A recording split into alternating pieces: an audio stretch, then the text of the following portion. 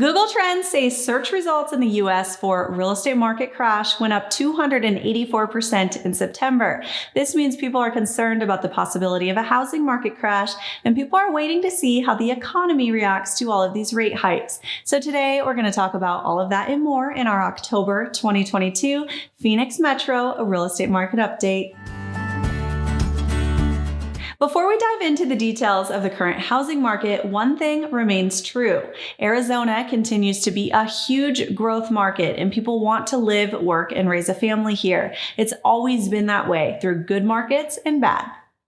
People are moving to Arizona from all over the U.S., the Midwest, the East Coast, and California.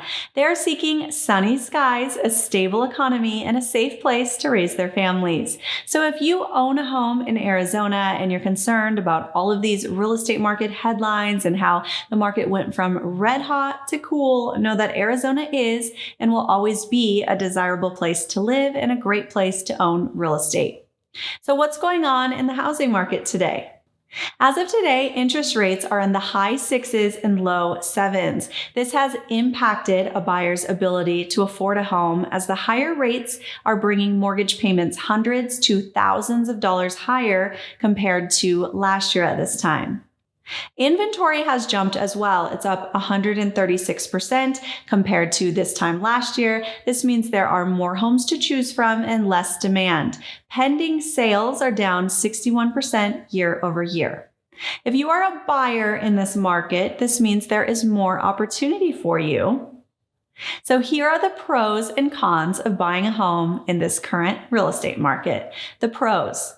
There's lots of them. There's seller-paid closing costs and rate buy-downs, less competition, potentially free home warranties, seller-paid repairs. You can negotiate the price. You don't have a lot of competition. And you also have time to make your decision, time for your home inspection. There may even be time to sell your current home. There's even buyer down payment grants available and so many things.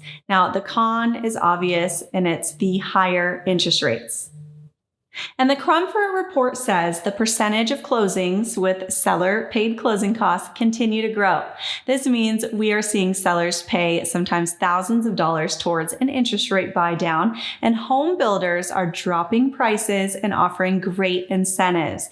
It is more important than ever to have a realtor with you on your first visit to model homes if you're looking at new construction, because an experienced realtor can help negotiate a great deal for you.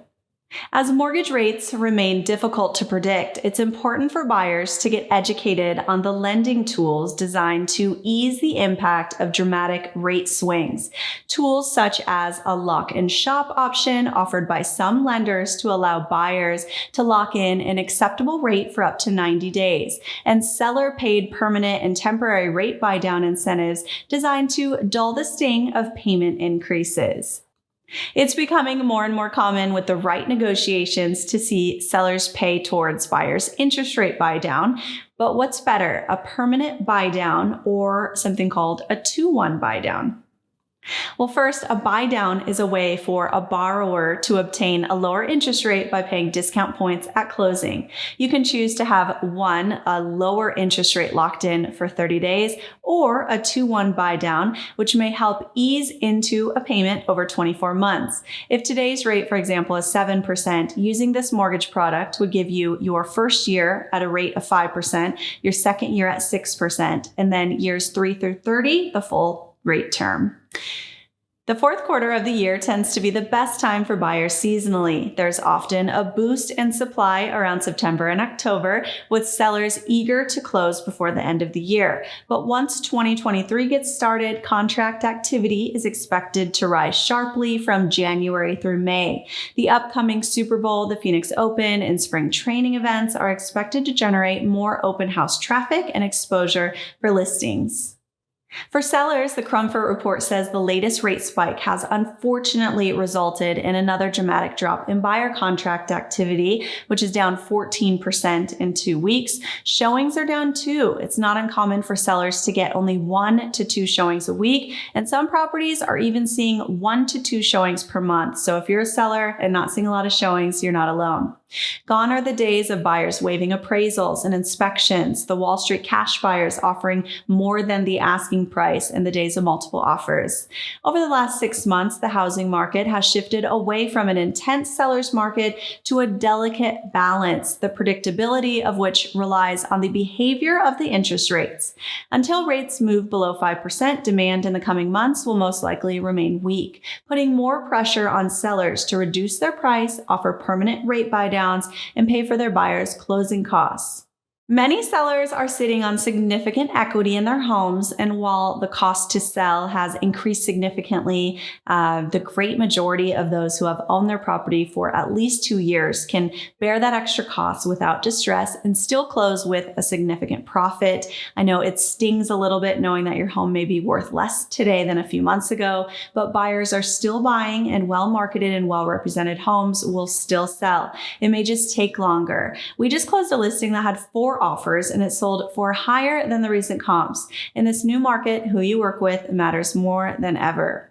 They say experience is the greatest teacher, and when you're interviewing a realtor, ask them about their team's experience. The average realtor sells around 8 homes per year, and our team sells over 100 homes per year.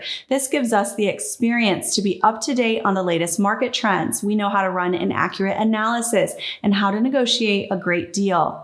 It gives us the budget to also invest sometimes thousands of dollars into our listing marketing to provide our sellers with the absolute best exposure, which helps them net more on their home on closing day. You're putting one of your largest assets into your realtor's hand, so make sure you are doing your research on who you hire as your realtor. If you are looking for a realtor in the Phoenix metro area, our team would love to help. Learn more about us online at GilletteGroupAZ.com. Don't forget to follow me over on Instagram at Shannon_Gillette. And I'd love to hear your thoughts on the current market. Leave your comments below. Don't forget to like and subscribe to our channel, and we'll see you next time.